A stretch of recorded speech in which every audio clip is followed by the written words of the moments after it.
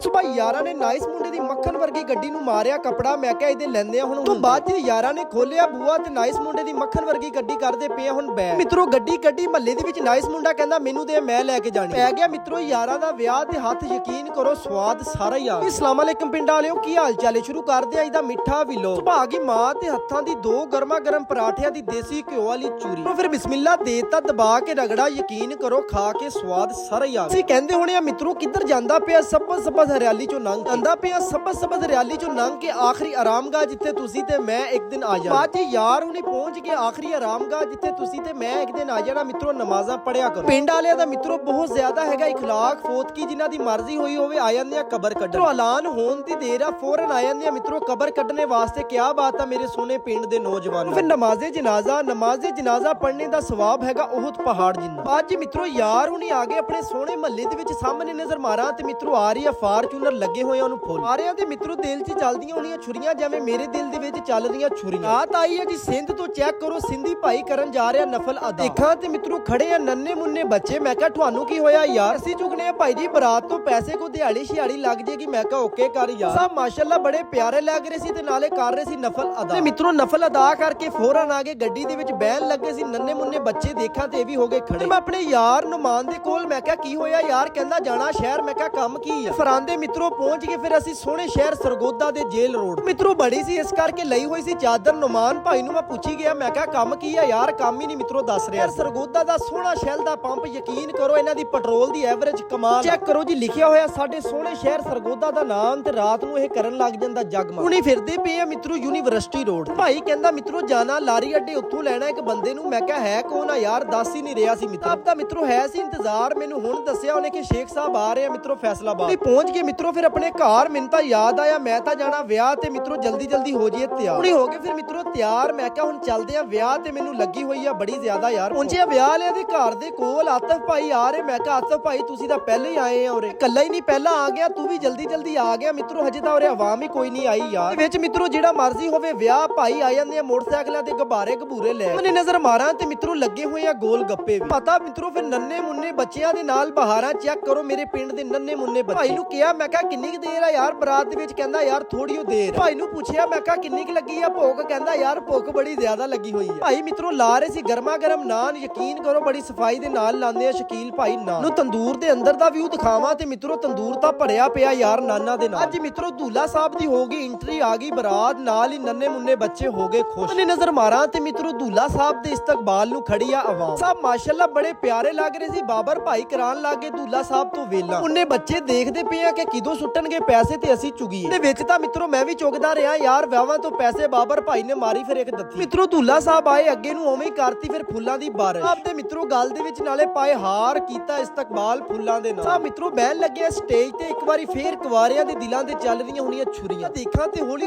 ਲੱਗਣ ਲੱਗ ਗਿਆ ਰਸ਼। ਯਾਰ ਹੁਣ ਵੀ ਆਖਰ ਵਾਲੇ ਟੇਬਲ ਤੇ ਆ ਕੇ ਬਹਿ ਗਿਆ ਤੇ ਨਾਲ ਬੈਠਾ ਆਤਫ ਭਾਈ। ਮੈਂ ਕਿਹਾ ਆਤਫ ਭਾਈ ਆਵਾਮ ਨਹੀਂ ਆਈ ਹਜੇ? ਕਹਿੰਦਾ ਹੁਣੇ 2 ਮਿੰਟਾਂ ਬਾਅਦ ਹੋ ਜਾਏਗਾ ਫੁੱਲ। ਸਭ ਵੀ ਗਏ ਸੀ ਮਿੱਤਰੋ ਆ ਤੇ ਹੋਣ ਲੱਗਿਆ ਸੀ ਨਕਾਬ ਪੜਾ। ਭਾਈ ਵੱਲ ਨਜ਼ਰ ਮਾਰਾਂ ਤੇ ਮਾਸ਼ਾਅੱਲਾ ਯਾਰ ਬਾਬਰ ਭਾਈ ਬੜੇ ਪਿਆਰੇ ਲੱਗ ਰਹੇ ਸੀ ਅੱਜ ਤੁਸੀਂ। ਬਿਸਮਿल्लाहिर्रहमानिर्रहीम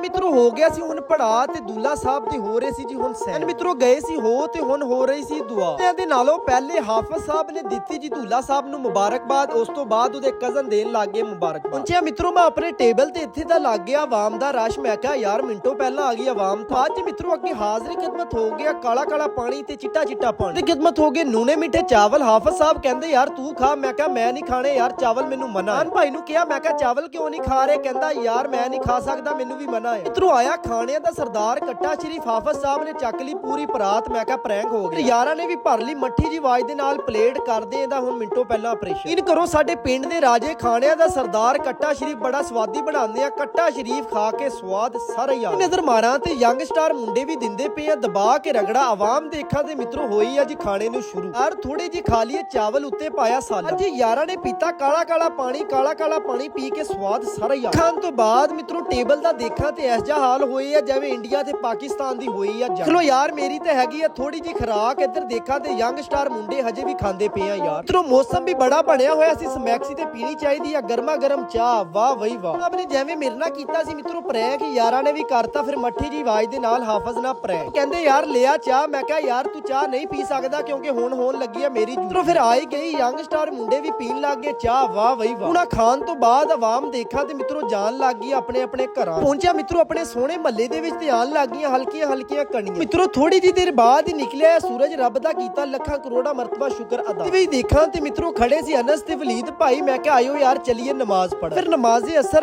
ਅਸਰ ਪੜ੍ਹ ਕੇ ਆ ਗਿਆ ਦਿਲ ਨੂੰ ਸਕੂਨ। ਬਾਜੀ ਮੈਨੂੰ ਦਿਓ ਇਜਾਜ਼ਤ, ਆਪਣਾ ਖਿਆਲ ਰੱਖਿਓ, ਨਮਾਜ਼ ਕਾਇਮ ਕਰਿਓ, ਪਾਕਿਸਤਾਨ ਜ਼ਿੰਦਾਬਾਦ।